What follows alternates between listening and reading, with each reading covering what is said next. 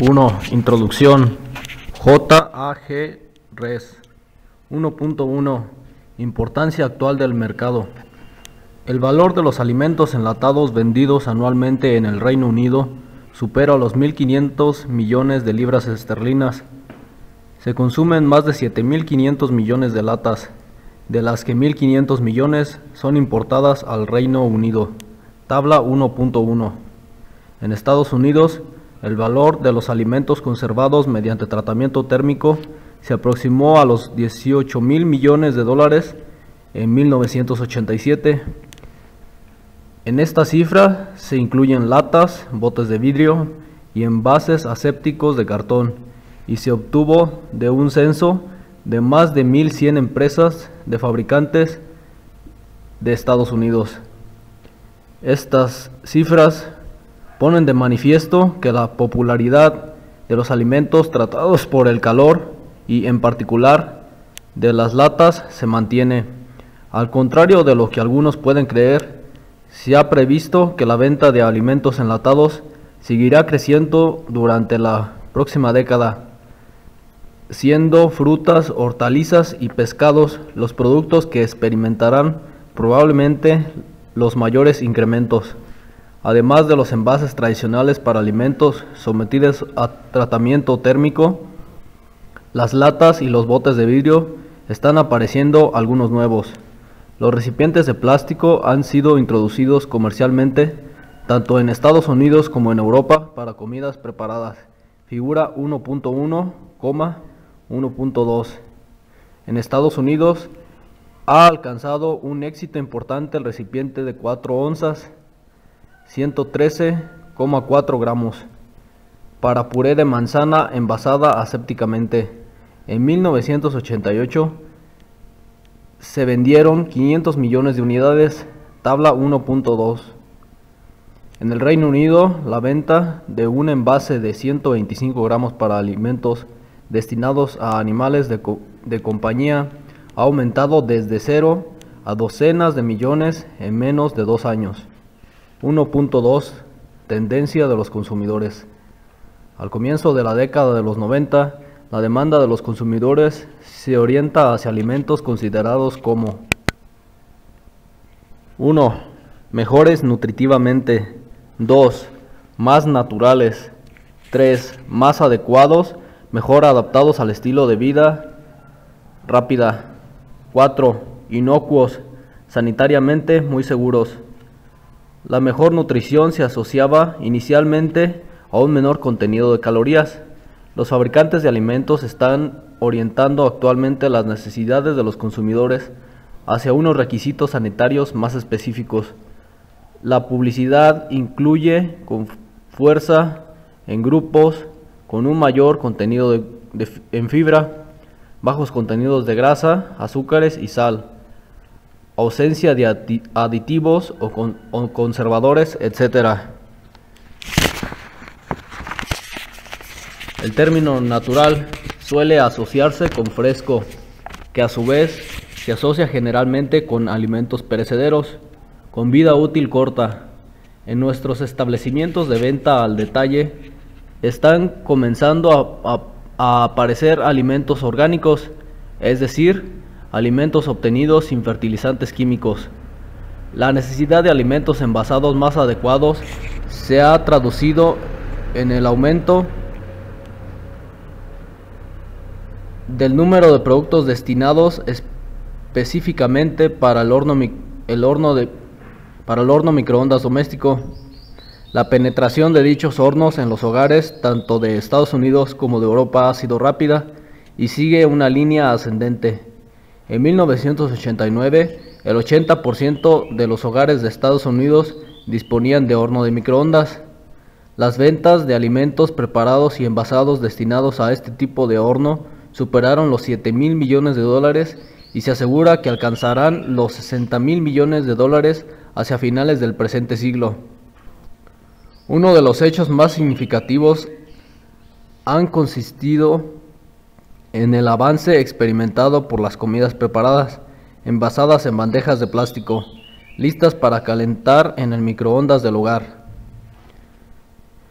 Los restaurantes que preparan comidas rápidas han alcanzado una rápida expansión, reflejando de nuevo el intento de satisfacer estilos de vida sumamente activa. Los científicos y los tecnólogos deberían recordar siempre, sin embargo, que aunque la industria alimentaria debe responder a las necesidades y retos del mercado, la preparación y envasado de productos sanos sigue siendo el principal requisito. La posibilidad de intoxicación por alimentos tiene suma importancia. Los problemas aparecidos recientemente en Europa como resultado de la contaminación de huevos por salmonela y de patés cocidos refrigerados y carnes cortadas en filetes por listeria ha orientado la atención hacia los riesgos sanitarios. Los alimentos enlatados han sido asociados con intoxicaciones alimentarias, aunque por fortuna la incidencia ha sido muy baja. El consumidor seguirá reclamando que la industria ponga en el mercado productos absolutamente inocuos. 1.3. Funciones del envase. Las funciones asignadas tradicionalmente al envasado son las de contener, proteger, informar y atraer. Hoy día los factores de coste y las limitaciones legislativas y ambientales tienen suma importancia y a las funciones tradicionales deben añadirse las de aceptación ambiental al tiempo que se mantienen todos los requisitos anteriores con el mínimo coste. El objetivo principal para la mayoría de los productos alimenticios consiste en asegurar que el envase gozará de propiedades protectoras óptimas para mantener el producto que contienen en buenas condiciones durante el transcurso de su periodo de caducidad. El envase debe proporcionar protección física y mecánica para evitar que el producto experimente alteraciones, infestación, contaminación, captación de humedad, etc. El envasado constituye una parte integral del proceso para la totalidad de los métodos de conservación de alimentos.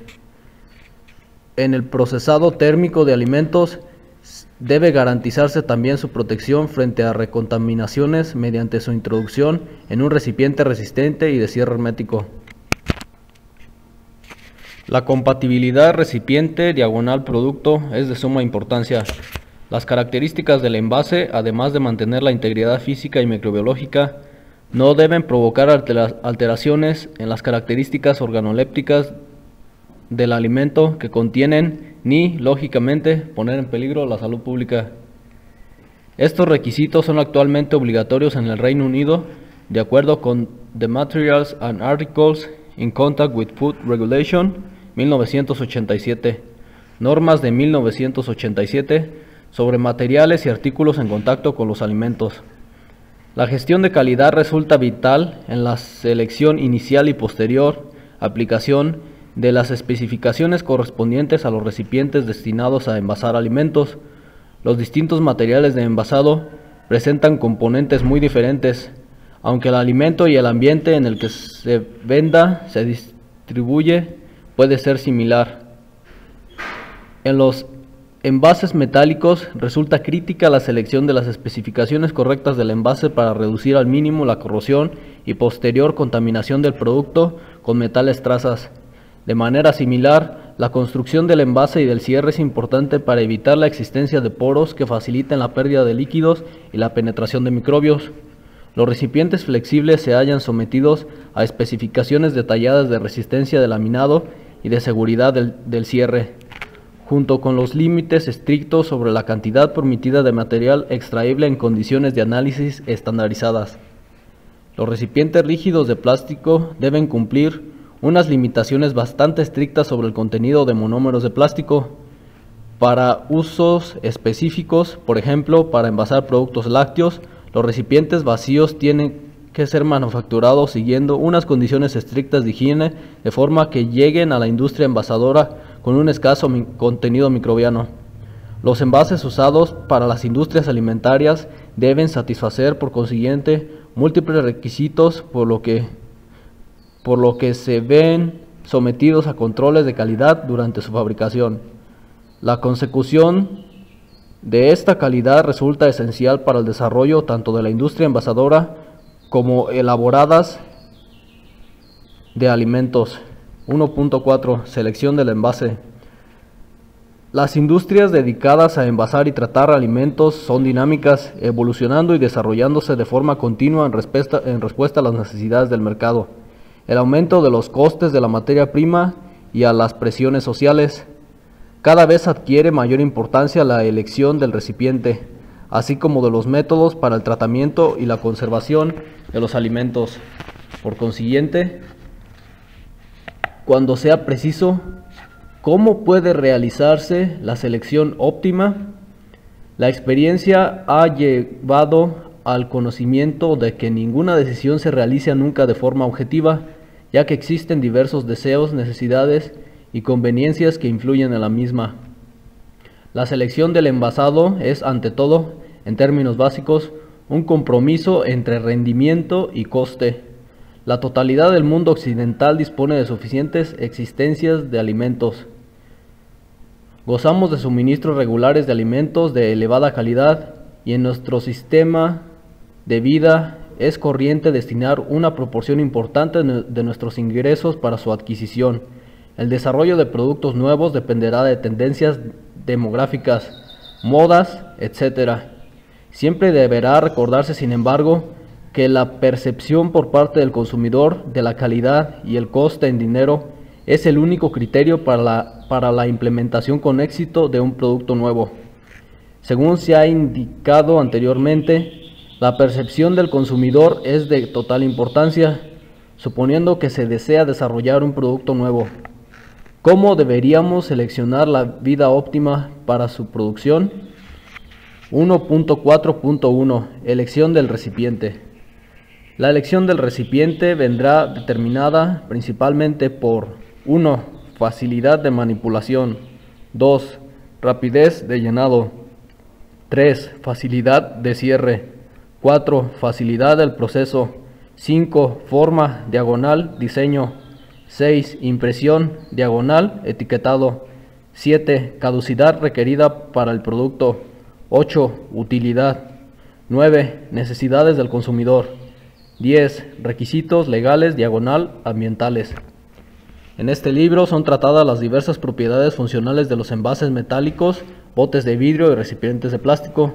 Si los recipientes se destinan al recalentamiento con microondas en el hogar, la forma y el diseño son importantes para la eficiencia e incluso para la distribución uniforme de la temperatura durante el recalentamiento. Para que el recalentamiento sea óptimo en el microondas, los recipientes serán de cuello ancho en el caso de botes de vidrio, o dispondrán de una amplia superficie de exposición en el caso de las bandejas de plástico.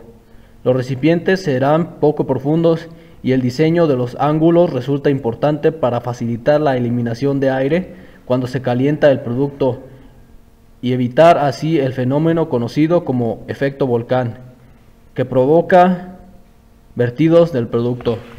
La caducidad del producto viene determinada por la composición del envase, compatibilidad, producto diagonal recipiente y temperaturas de almacenamiento. Cada sistema de envasado tiene sus propias ventajas y desventajas que serán tratadas en los distintos capítulos. La corrosión intermedia y la corrosión interna y la temperatura de almacenamiento son las condiciones más importantes para los envases metálicos.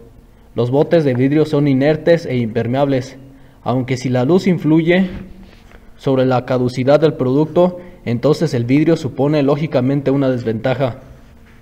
En los envases de plástico, la permeabilidad a los gases y en particular al oxígeno representa la característica más importante. Mediante la comprobación experimental de los envases, se ha descubierto que muchos productos son menos sensibles al oxígeno de lo que cabría suponer. Esto parece ser particularmente cierto para algunas comidas preparadas y para determinados productos lácteos. Cabe la posibilidad de envasar muchos de estos productos en recipientes con una actividad de barrera escasa o nula, particularmente cuando se pretende mantener una caducidad por los mismos de 3 meses o menos. En el caso de zumos de cítricos, la temperatura de almacenamiento 0-5 grados Celsius parece ser más importante que la captación de oxígeno para conseguir una caducidad de hasta 6 meses. La predicción de la caducidad resulta muy difícil de realizar. No existe otro procedimiento destinado a la comprobación experimental del envase. La elección de la tecnología aplicada dependerá también de la intervención realizada en la planta industrial y de los medios disponibles para llenado, cierre, transporte y tratamiento térmico. La mayoría de los fabricantes de alimentos buscarán lógicamente alcanzar una máxima eficiencia de las inversiones ya realizadas. La introducción de nuevos productos y/o de nuevos recipientes será estudiada por consiguiente en relación con el tratamiento que se realiza en la empresa. El producto y el recipiente aportarán más beneficios cuando hayan de realizarse modificaciones escasas o nulas en los procesos de fabricación ya existentes. La introducción del recipiente de plástico con forma de taza para comidas preparadas en Estados Unidos y más recientemente en el Reino Unido se vio facilitada por el hecho de que los recipientes podían llenarse y cerrarse con el equipo existente, que solamente precisaba ajustes mínimos y en consecuencia se tenía que invertir muy poco capital en las líneas de producción. La elección de la tecnología se basará en la seguridad del cierre, facilidad de tratamiento y caducidad requerida. En otros apartados se estudian las ventajas y los requisitos del cierre de los recipientes, bien se efectúe mediante engatillado, tapa roscada o sellado térmico. En la mayoría de los procesos de conservación mediante el calor, el envase constituye una parte integral del proceso y deberá soportar las condiciones impuestas por los ciclos de calentamiento y enfriamiento. El diseño del recipiente puede influir de forma significativa sobre la velocidad de penetración del calor en el seno del producto, aunque el material con el que se fabrica el recipiente, sea metal, vidrio o plástico, influirá sobre la velocidad de transmisión del calor. Este efecto resultará insignificante cuando se tiene en cuenta la forma y el perfil del envase. En general, son mejores los perfiles más estrechos, es decir, los tiempos de tratamiento de los recipientes planos son más cortos que los de recipientes cilíndricos. 1.4.2 y elección del procesado. La elección del procesado o tratamientos térmicos estará en función de aquellas características del producto por cuya conservación se manifieste más interesado el equipo que desarrolla el mismo. Daremos por supuesto que la consecución de la esterilidad comercial tiene la máxima prioridad. Posteriormente se tendrá en cuenta consistencia, sabor, color y retención de nutrientes. Las inversiones en tecnología serán variables y cuanto más complejo sea el producto alimenticio, mayores serán los obstáculos técnicos. Cuanto mayor sea el plazo de tiempo transcurrido entre la preparación y el consumo del alimento, es decir, la caducidad, mayores serán los desafíos científicos. No es probable que los consumidores se vean impresionados por la tecnología aplicada. En realidad, una tecnología compleja les provoca temor y sospecha, aunque se verán influenciados por el envase con el que el producto llega a sus cocinas. Un error que suele cometer el equipo que desarrolla un producto consiste en intentar reflejar en la formulación matrices o preferencias personales de poca importancia, siendo así que el consumidor busca cambios importantes en la percepción de la calidad. La decisión de aplicar un tratamiento térmico convencional o de realizar un tratamiento relámpago con envasado aséptico dependerá lógicamente de las instalaciones de la planta, inversiones, etc. El tratamiento relámpago tiene ventajas aparentes sobre el tratamiento térmico en aquellos alimentos que son más sensibles al calor. Es importante recordar que los productos con formulaciones idénticas tratados por uno u otro método no son comparables. Las características del producto serán diferentes. Son escasas las ventajas alcanzadas al buscar mejoras de la calidad en productos bien implantados en el mercado y perfectamente identificados por los consumidores, mediante cambios de métodos de tratamiento y en muchos casos también del envase. 1.4.3 Elección del mercado. Los técnicos que investigan para la industria alimentaria trabajarán siempre en estrecha colaboración con el departamento de ventas, de forma que puedan ser bien explotadas las tendencias y las necesidades identificadas.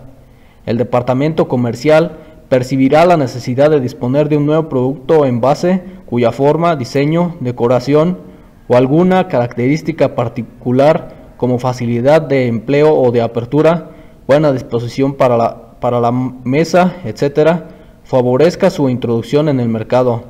Entonces se solicitará el informe del técnico para la fabricación de dicho producto y envase. Los recipientes que pueden introducirse en el microondas, los botes flexibles que pueden ser comprimidos para salsas y conservas, los cierres de fácil apertura tipo anilla para tirar, para alimentos y bebidas, las latas con diversas formas y los botes de vidrio endurecido de poco peso son, en la actualidad, ejemplos en los que el avance tecnológico ha sido compatible con las demandas del mercado. Las tendencias demográficas percibidas en los años 90 son: 1. Descenso de la población infantil de edad escolar. 2. Aumento de la población con edades entre 20 y 30 años. 3. Incremento incluso mayor de población con edades de 40 y 50 años. 4. Aumento de la edad de retiro. 5. Mayor proporción de mujeres trabajadoras. 6. Aumento de la población de personas solteras. Estas tendencias, unidas a las características ya señaladas de los consumidores, determinarán muchas de las directrices que deberá seguir la evolución de la industria productoras y envasadoras de alimentos. La abundancia de consumidores influirá también sobre la elección de los alimentos. Cuanto mayor sea el número, los consumidores se arriesgarán más en la elección. Según aumenta la demanda, los fabricantes de alimentos tienen que moverse en una producción y distribución a mayor escala, creando oportunidades para que se desarrollen sistemas de envasado de alimentos. Nunca ha sido mayor la posibilidad de elección de los consumidores. En el Reino Unido, donde los 5 principales detallistas abarcan el 60% de todas las ventas de comestibles, la competencia para disponer de espacios en los anaqueles resulta feroz entre los distintos fabricantes de alimentos. Por consiguiente, el vendedor deberá procurar que sus productos se diferencien lo más posible de los que oferta la competencia. Los alimentos crudos, refrigerados, congelados, enlatados, envasados en botes de vidrio o en cartón, utilizan tecnología que ofrece al consumidor unas características y unos envases diferentes. 1.5 Historia y desarrollo. Las tendencias manifestadas para la producción y consumo de alimentos constituyen un reflejo del desarrollo social y económico de la población. Desde finales del siglo XIV hasta comienzos del siglo XVIII, la población del Reino Unido había aumentado en tan solo 3,5 millones, pasando de 2,5 a unos 6 millones de habitantes. Este crecimiento lento de la población refleja periodos de guerra, enfermedad y malas cosechas. Finalizando el siglo XVIII, la revolución agraria propició la desaparición de campos sin cultivar, amplió la rotación de cultivos en sustitución del ineficaz sistema de 3 campos, favoreció la aplicación de métodos científicos en la agricultura y los grupos y las grandes explotaciones superaron a los pequeños predios. La emigración de la población desde el campo hacia las ciudades, que inició a finales del siglo XVIII, fue posible gracias a estas reformas agrarias mantenidas por el aumento de la renta agraria en el Reino Unido. En el siglo XVIII las expectativas de vida eran de unos 40 años y el 60% de los ingresos se destinaban a la alimentación. Según avanzó el siglo XIX, aumentó la producción industrial y agrícola y la población se incrementó hasta 24 millones. La industria dedicada a la manufacturación de alimentos respondió al aumento de la demanda con avances en la tecnología alimentarias tales como la pasteurización y el inicio de las técnicas de envasado en botes de vidrio, del enlatado y de la congelación. Para el año 1900 la población había superado los 38 millones de habitantes, aumentó la industrialización y la expansión experimentada por las ciudades hizo necesario unos mejores sistemas de transporte y almacenamiento de los alimentos, disponiendo de un mayor suministro de frutas y hortalizas frescas y de alimentos importados de países extranjeros. Las expectativas de vida eran de más de 50 años, destinándose a la alimentación menos de la mitad de los ingresos. Se desarrollaron comercialmente las técnicas de conservación de alimentos, especialmente el enlatado y la congelación rápida. Siguió mejorando la situación sanitaria de la población y se elevó el nivel de vida. Crecieron las rentas y se disponía de más dinero para artículos no esenciales. En 1985 se destinaba a la alimentación el 20% aproximadamente de los ingresos. 1.5.1 Evolución de los alimentos enlatados. Hacia finales del siglo XIX, el proceso de conservación de alimentos iba muy por delante del conocimiento de sus bases científicas. En 1860, Louis Pasteur explicó el principio en que se fundamentaba la conservación mediante el calor, tras efectuar experimentos sobre la esterilización mediante el calor, inhibiendo la multiplicación de microorganismos y evitando la recontaminación al introducir los alimentos esterilizados en recipientes herméticamente cerrados. Esto sucedió unos 50 años después de las publicaciones de Nicolas Appert, que describían los métodos para la conservación de alimentos. Aunque Appert no apreció la necesidad de la inactivación microbiana, sus ideas sobre la limpieza y el control de calidad resultaron revolucionarias en 1810. Indicaba que en general todas las hortalizas deben ser recolectadas tan frescas como sea posible y someterlas a tratamientos lo más rápido posible desde el huerto al recipiente de cocción en una sola vez. Esta indicación es de perfecta aplicación para la industria actual. El libro de Appert se volvió a imprimir en 1811, cuando apareció su traducción al inglés. Los editoriales escribieron: en documentos públicos hemos sabido que se ha sacado una patente para conservar provisiones, según se describe en este libro. Esta patente, sacada por el comerciante inglés Peter Durant, seguía el libro de Appert palabra a palabra en muchos párrafos. En la patente de Durant, sin embargo, se aconsejaba por primera vez el empleo de envases metálicos para introducir los alimentos. El año siguiente, Donkin, Hall y Gamble compraron la patente de Durant por 1,000 libras esterlinas y nació la industria del enlatado. La Armada Británica fue la primera en apreciar la utilidad de los alimentos conservados que representaban una buena alternativa para su dieta usual de carne salada y galletas durante la navegación.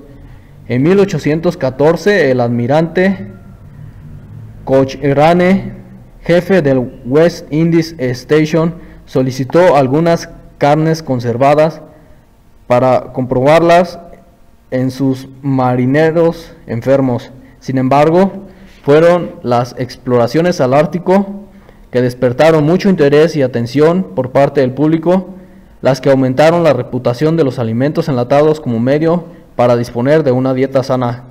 Tras los convincentes informes de los viajes a las regiones árticas, los alimentos conservados fueron introducidos a los navíos de la Armada Real desde 1831. Tardó en lograrse, no obstante, la aceptación de los alimentos enlatados por parte del público general. El público general disponía de latas de tomates, guisantes y sardinas ya desde 1830, aunque resultaban muy caras.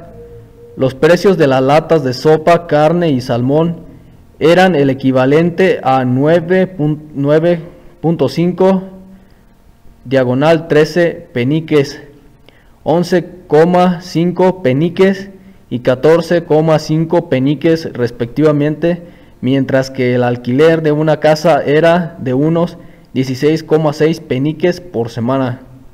Las ventas se realizaban con lentitud, no favorecidas por el tamaño de las latas, con una capacidad de 1,8 a 20 kilogramos, y tampoco resultaba cómoda su utilización, ya que para abrirlas se precisaba un martillo y un escoplo. Los elevados precios eran resultado de laborioso método del enlatado. Un buen herrero fabricaba 10 latas al día manualmente. El desarrollo de la industria enlatadora fue rápido en la segunda mitad del siglo XIX. En 1847, la invención de una máquina para estampar los cuerpos de las latas precedió a la aparición de maquinaria para la limpieza de los alimentos y de las latas y para su transporte a lo largo de las líneas de tratamiento. También se había alcanzado progreso en Estados Unidos. En 1819, un inmigrante inglés, William Underwood, abrió una factoría en Boston para conservar frutas, encurtidos y salsas. Thomas Kenseth fundó una factoría similar en Nueva York. Tanto Underwood como Kenseth utilizaron inicialmente botes de vidrio y tapones de corcho, según aconsejaba inicialmente Appert. La Guerra Civil Americana originó un aumento adicional en la demanda de alimentos enlatados, inicialmente requerido por las compañías navieras, y para el habituallamiento de los almacenes mediante su transporte por tren durante la expansión hacia el oeste. En 1872 se fundó la industria enlatadora de carne de Chicago, y durante los 10 años siguientes aumentó significativamente el enlatado de pescado y de hortalizas. En 1874, A.K. Scriber de Baltimore inventó el autoclave a presión. Esto permitió reducir considerablemente los tiempos de calentamiento y de enfriamiento. Donkin utilizó probablemente recipientes especiales capaces de soportar presiones elevadas durante su tratamiento, aunque fueron los americanos los primeros en aplicar este procedimiento a gran escala. La bacteriología se aplicó directamente al enlatado de alimentos en 1895, cuando Prescott y Underwood realizaron investigaciones sobre la alteración de maíz americano enlatado, basándose en los estudios de Pasteur. Max Ams, un alemán que llegó a Estados Unidos en 1860 como colono, apreció que el éxito de su negocio de enlatados dependía de la introducción de procedimientos automáticos. Con un granjero amigo, Julius Brensinger inventó una máquina para realizar junturas dobles en los cuerpos de las latas. En 1897, Charles, un hijo de Max Arm, patentó un cerrador de junturas. Esto permitió realizar la juntura doble hermética y creó los principios para la fabricación de latas a gran velocidad. Esta lata AMS alcanzó mucho éxito y en 1904 se fundó la Sanitary Can Company mediante la fusión de AMS, Cobb y Bogle. La lata sanitaria fue conocida como lata de agujero y tapa, ya que el industrial que realizaba el tratamiento de los alimentos recibía por separado la lata y el cierre suelto. El cierre se adaptaba a la lata tras su llenado en la industria elaboradora. En 1908 la Sanitary Can Company fue absorbida por la American Can Company. Los avances siguieron también el mismo ritmo en Gran Bretaña durante esta época. Se dedicaron grandes esfuerzos para descubrir variedades de frutas y hortalizas que resultasen óptimas para enlatar, junto con técnicas agrícolas más eficaces. Durante la década de los años 20, e inicios de los 30, las conservas británicas fabricaban la mayoría de sus propias latas, a diferencia de sus colegas americanos que utilizaban la lata de tapa abierta. Apareció una rama nueva de la industria para suministrar a las conservas latas apropiadas para alimentos. En 1927, Williamson de Worcester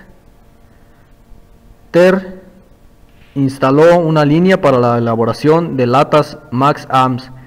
Durante el primer año de fabricación, fabricó 3 millones de latas. La producción se triplicó durante el siguiente año y en el tercer año fueron fabricadas 27 millones de latas.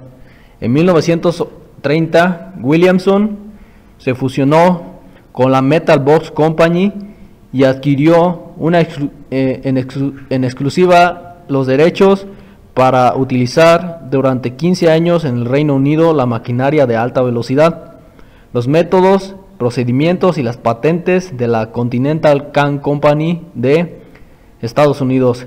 La industria conservera del Reino Unido progresó de forma constante, mejorando su eficiencia, y los alimentos enlatados fueron totalmente aceptados como parte de la dieta nacional. Figura 1.3. 1.6 Materiales y artículos en contacto con los alimentos. 1.6.1 Introducción. Cuando se estudia el envasado de los alimentos, adquiere suma importancia la compatibilidad recipiente-alimento. La interacción, es decir, el contacto con el alimento, podría originar la transferencia de componentes del envase.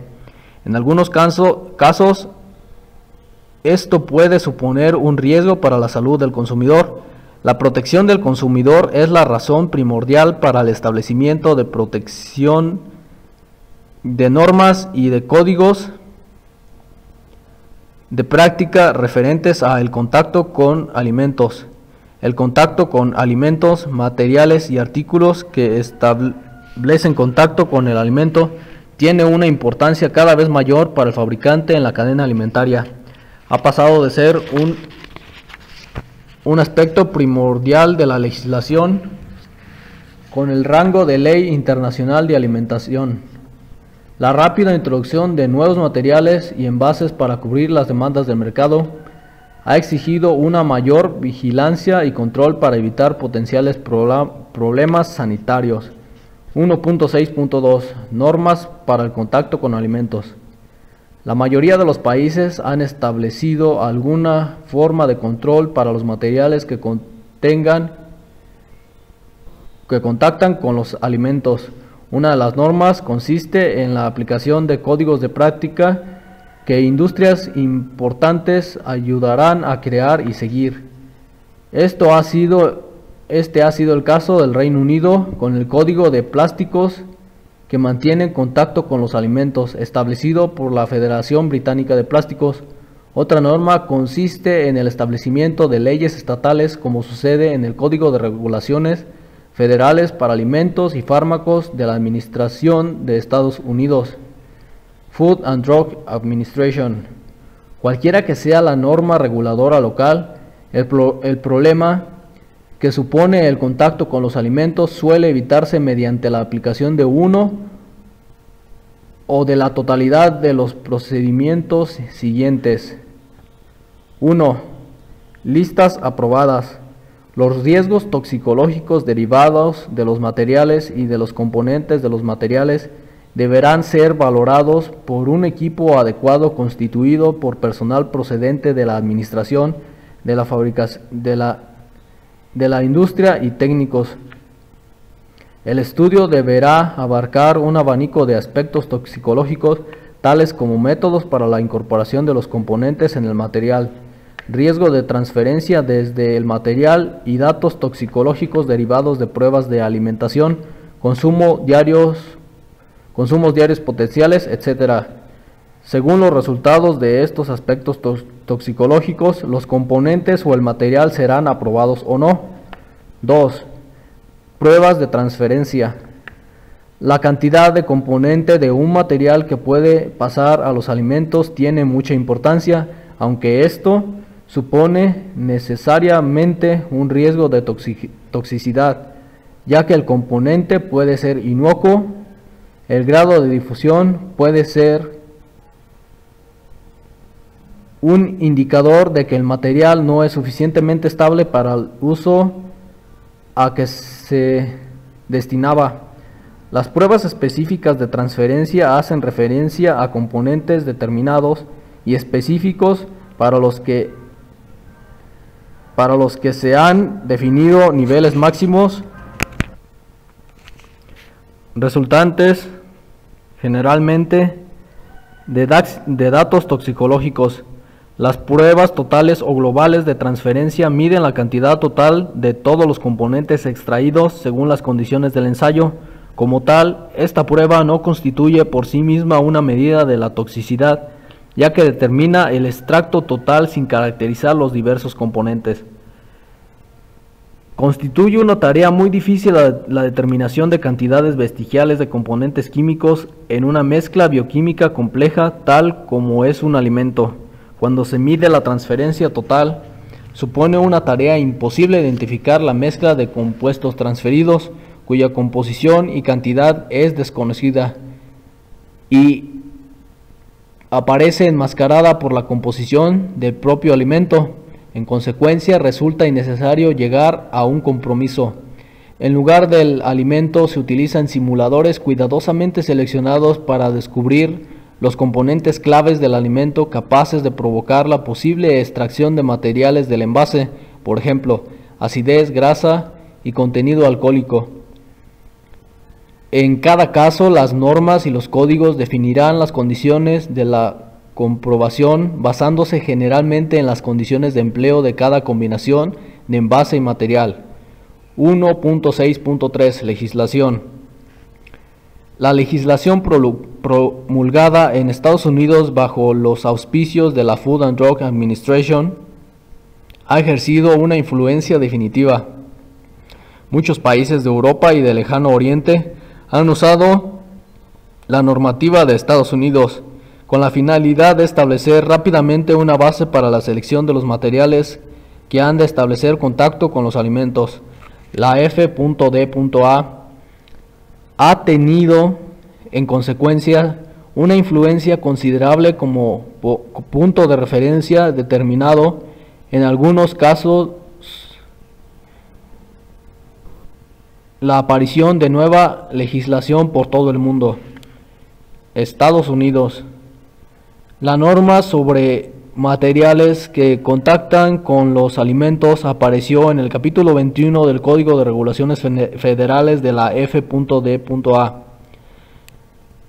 Proporciona listas aprobadas o positivas para una amplia gama de materiales. Las normas son básicamente de dos tipos. El primer grupo hace referencia a los componentes añadidos deliberadamente al material para adecuarlos a distintos criterios de rendimiento en la fabricación de envases, por ejemplo, plastificantes, termoestabilizadores, antioxidantes, etc. El segundo hace referencia a polímeros plásticos básicos y abarca aspectos tales como contenido residual de monómeros y peso molecular, límites totales de transferencia, etc. Se define la categoría alimenticia, se clasifican los requisitos para su empleo y se indica el solvente a emplear en las pruebas de transferencia. Todos los detalles aparecen en los apartados 170-medio 199 del título 21 del Código de Regulaciones Federales. Reino Unido. Al igual que sucede en todos los países miembros de la C.E.E, las normas del Reino Unido relativas a los materiales que contactan con los alimentos se encuentran en situación de cambio. Actualmente los principales aspectos son recogidos en el Statutory Instrument 1523, octubre 1987, Materials and Articles in Contact with Food. Esta normativa es portadora de un mensaje claro y de hecho abarca todos los casos de contacto con los alimentos. Estados miembros y C.E.E. Para 1992-1993 se pretende haber completado la armonización de la legislación alimentaria de la CE.E. La legislación de unos pocos de los Estados miembros ha sido ampliada en el transcurso de los años y durante el periodo de interinidad hasta que las directivas de la CE.E sean de obligatorio cumplimiento. Sirven en Europa como fuente de referencia. Esto resulta particularmente cierto para países como Alemania, FEM, Lungen, DES, Bundes, G, Sun, Heit, Samtes, Holanda, Francia. El programa de armonización de la CE.E cubre un amplio espectro de materiales y artículos que contactan con los alimentos. Existe una directiva marco global, Amendment Framework Directive 89/109/E.E.C, que establece la base para la legislación sobre los artículos que contactan con los alimentos. Según avanza el proceso legislativo, se va presentando una atención máxima a los plásticos, aprobada en noviembre 1989, películas de celulosa regenerada 83/299/E.E.C y 86/388/E.E.C y cerámica 84/500/E.E.C. Todavía no se ha legislado directamente sobre los envases de metal. Sin embargo, metales y aleaciones se encuentran en la lista de la CE.E para una actuación futura y ya se encuentra avanzada la preparación de las normas para recubrimientos de latas. Al igual que con los plásticos, cualquier directiva sobre recipientes metálicos necesitará métodos de aprobación apropiados, idóneos y viables.